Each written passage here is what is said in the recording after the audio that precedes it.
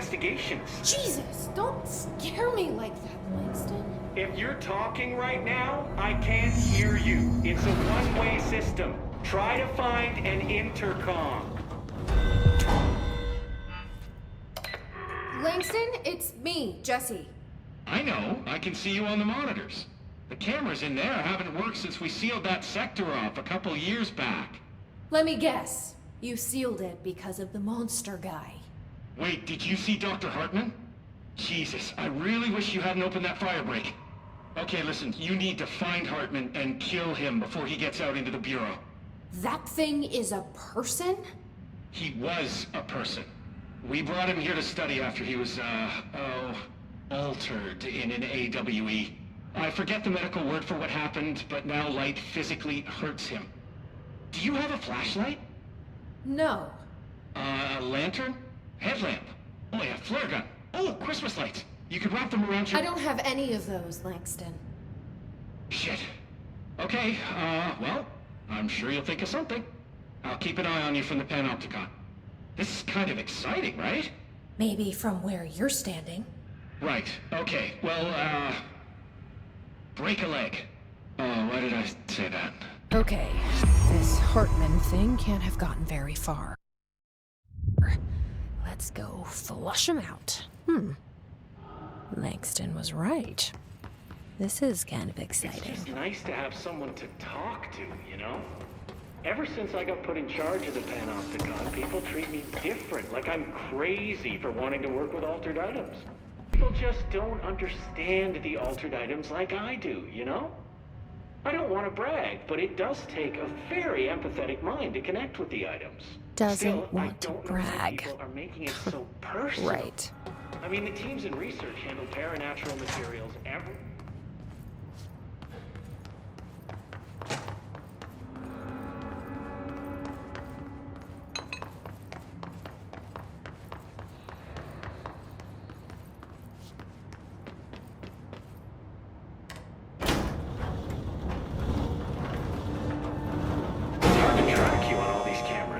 Anyway, still, I don't know why people are making it so personal.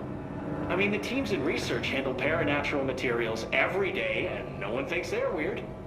Well, maybe that's not true. Darling is famous for being a bit out there, but when he's weird, it's charming. Altered items really aren't that frightening once you get to know them. If you figure out what they like or don't like, you know, what sets them off, then there's nothing to worry about.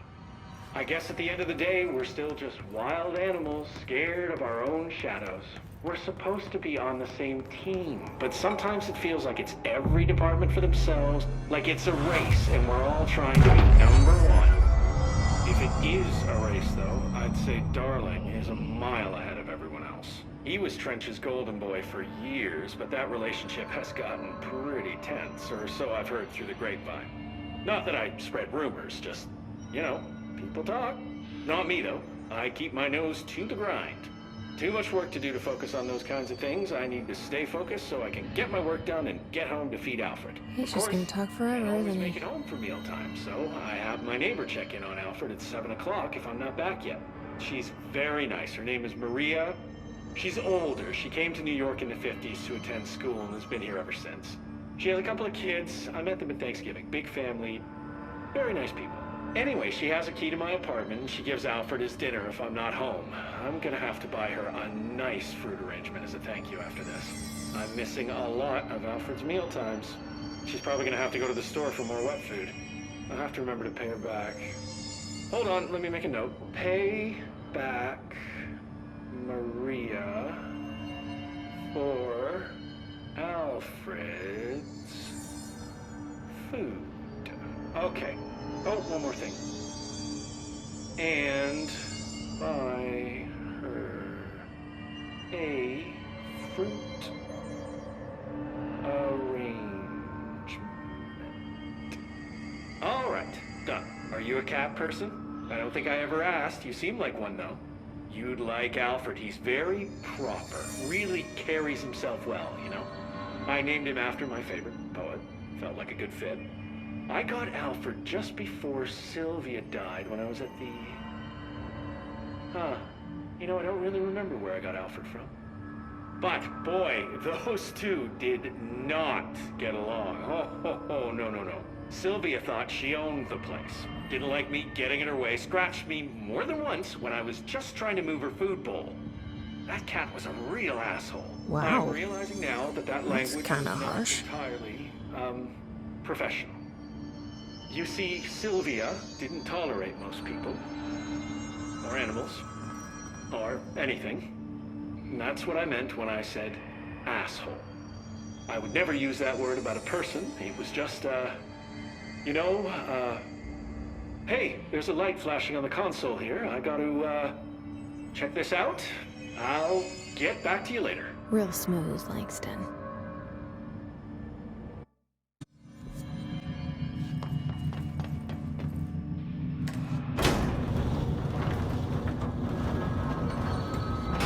I was in the investigation sector when it was evacuated.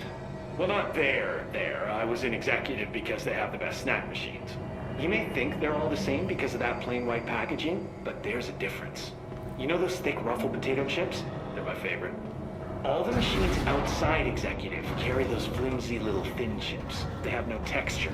I may as well eat cardboard. He's Anyway, I really get back to tackling the the elevator and they tell me the important issues, sector is being evacuated. They wouldn't even let me go back in for my stuff. Can you believe that? I worked at that desk for years. I had photos on it. My favorite stapler, one of those good ones that could staple a 50-page report, no problem. A little cash, and some, personal recordings. But, yeah, they locked the whole area down tight, no one in or out. And then they march us all back to executive to interview everyone. I wasn't even there when it happened, and they were asking me if I noticed anything suspicious, if I saw anyone tampering with the containment cell and so on. Well, the only thing they learned was I prefer the ruffled chips to the non-ruffled ones. Better mouthfeel, like I said before. And then, after 3 hours of questions, they recommend we all go for trauma counseling. I was like, no thanks, I have my own therapist. I know I could use the word therapist and save a few bucks, but I worry they're gonna put anything I say in a file somewhere. A bit paranoid, I know, but I work for a secret government organization, so yeah. I stopped going a few years back. To my therapist, I mean. She said that a lot of my issues stemmed from a negative outlook. Of course, I can't tell her anything about what I do, so I just had to sit there and nod. I kept waiting for that big aha moment. You know, where I realized that my need for approval stems from my dad or something? Turns out therapy doesn't work like that, so I stopped going. TV really gives you a skewed understanding of these kind of things. She did help me realize that I'm processing stress in an unhealthy way. I try not to carry all that around with me anymore, but it does stack up. Hard to just say no thank you to the anxiety buzzing in your head. One really helpful thing she had me do was find a creative outlet. I started doing some experimental music/poetry that I think was really ahead of its time. This was years back. I'm cooking up some pretty new sounds these days. Think My Bleeding Clock meets Sylvia Plath. I Do am you play any so instruments? curious.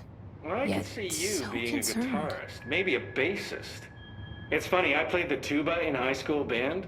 My favorite was In the Hall of the Mountain King. Tuba didn't get a lot of spotlight in most of the songs Mrs. McKinley chose, but Mountain King was my time to shine. Bum bum bum bum bum bum bum bum bum bum bum bum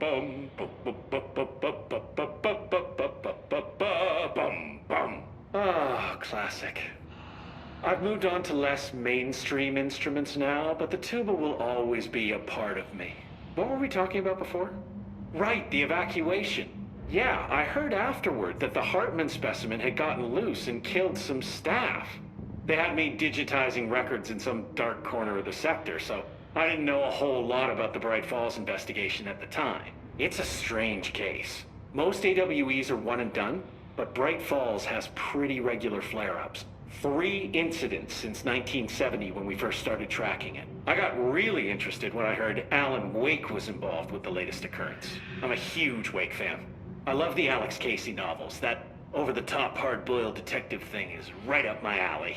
They're making a Wake? movie of the series. It But the can't be guy a who plays coincidence Casey that I doesn't saw have him in a enough motel. gravel in his voice, you know? I Was he remember being drawn here so by the pissed when investigation? Wake killed off Casey in the books. It's not a huge surprise, though.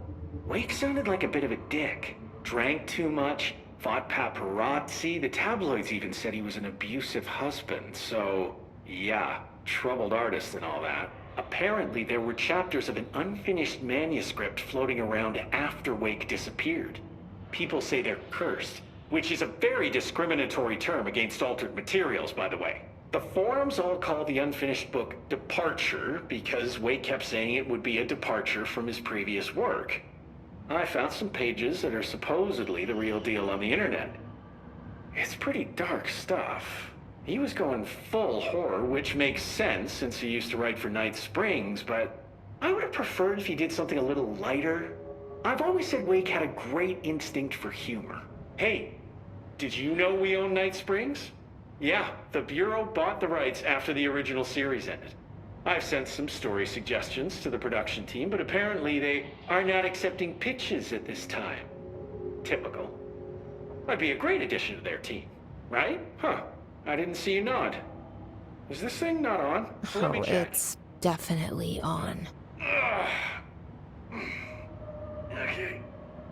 Oh, the wire's down here. Huh. Oh, looks like it should be working. Hello? If you can hear me, shoot something. That was inconclusive. You shoot so often, it's hard to know when it's intentional. There also could be a delay on this video feed. Maybe the system just needs a reboot. This is a good opportunity to use a restroom anyway. Stay safe, ma'am. You guys are going to escort me, right? Okay, good.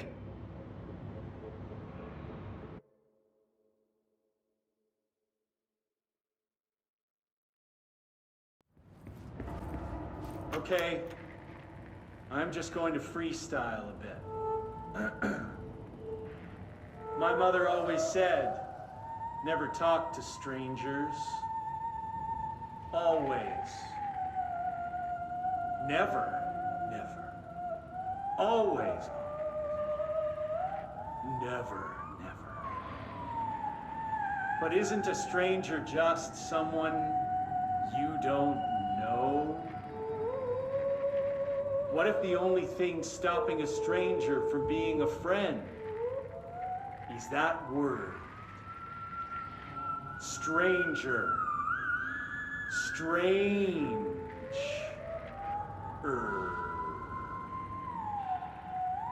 Strange like the noises you hear at night when there is no light and you cannot fight.